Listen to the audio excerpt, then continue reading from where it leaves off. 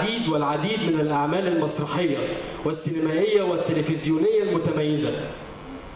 إنه رائد لجيل متميز من الفنانين، إنه نجم النجوم السينما المصرية والعربية، إنه رئيس شرف المهرجان الفنان القدير الأستاذ محمود ياسين.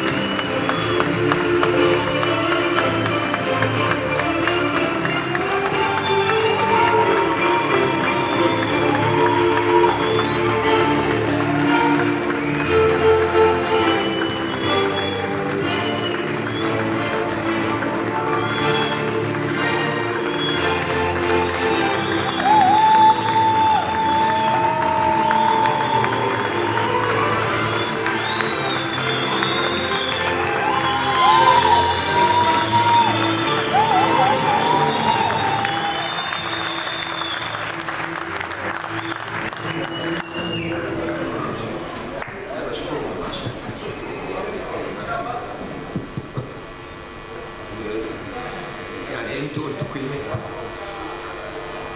هذا الترحيب الرائع العظيم الطيب النبيل، الفروسيه الكامله بتطلع منكم من قلوبكم انتوا، من احساسكم انتوا ومشاعركم. المسرح هذا الفن الانساني العظيم العالمي اللي خرجت منه كل الابداعات فيما بعد. المسرح انتم المعهد العالمي للفنون المسرحية.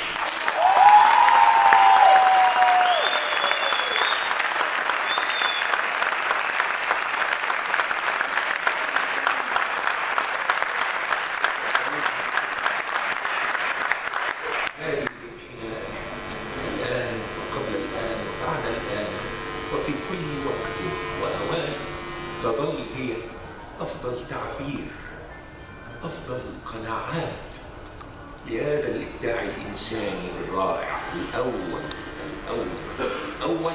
والذي طلعت منه كل الإبداعات في جميع الفنون والإبداعات.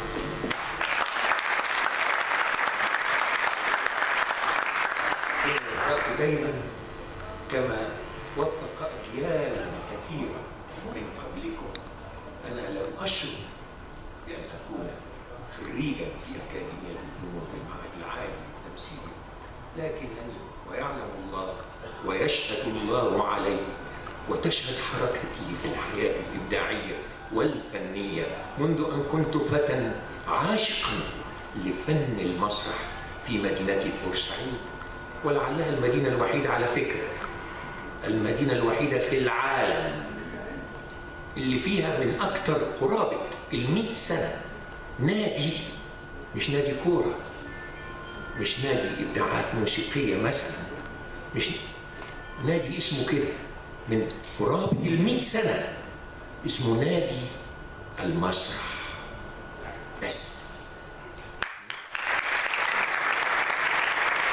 هو كل الفنون طلعت منه، وأنا ما لحقتش 100 سنة كلها طبعا، لكن أنا لحقت النصيب الأوفى والأكبر من حياتي الفنية الإبداعية والمتعلقة بفن اسمه فن المسرح، وفي مدينتي بورسعيد، حيث هذا الألق، هذا الشيء الرائع، نادي المسرح من أكثر من 90 سنة، قاربت على القرن من الزمان. هذا النادي في أرقى أحياء المدينة، وهو أرقى معماريا وهندسيا، 4 فيلات تشكل هذا النادي العريق في أرقى مناطق المدينة، اسمه نادي المسرح. وإحنا عيال طلعنا لقينا حاجة اسمها نادي المسرح، وبعدين إحنا في مدينة ساحلية، لسنا من أبناء العاصمة، لكن العاصمة فيها معهد للمسرح، المعهد العالي للفنون المسرحية.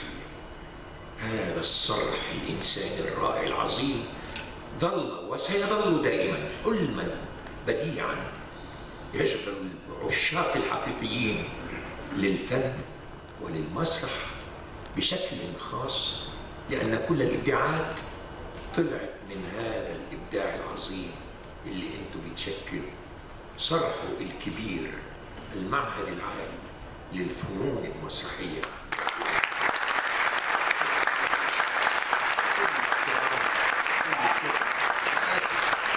يوسفني أنني أطلت عليكم